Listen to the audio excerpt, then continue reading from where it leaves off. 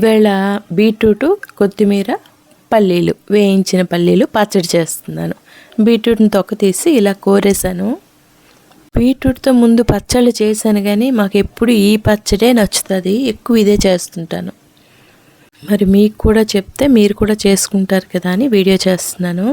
పచ్చిమిరపకాయలు ఒక 6, మినపప్పు, ఆవాలు, జీలకర్ర వేగిన తర్వాత ఇదిగో మనం తురిమిన బీట్రూట్ అలా తడి లేకుండా ఒక 10 నిమిషాల పాటు వేయించామనుకోండి, ఇదిగో ఇలా పొడి పొడిగా అయిపోతుంది.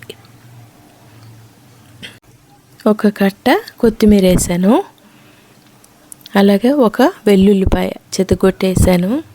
చింతపండు అయితే కొంచెం ఎక్కువే పడుతుంది. ఇంచుమించు ప్రతి పచ్చడికి చింతపండు ఉంటేనే టేస్ట్ బాగుంటుంది. ఇది బాగా కలిపిన తర్వాత ఒక 5 నిమిషాలు 4 నిమిషాలు కలిపిన తర్వాత అల్లం అయితే వేయడం మర్చిపోయాను, ఇప్పుడు వేయిస్తున్నాను. మిక్సీ జార్లో వేసి పల్లీలు కూడా వేసాను, ఒక పిడికిడి పల్లీలు వేసాను తొక్క తీసినవి.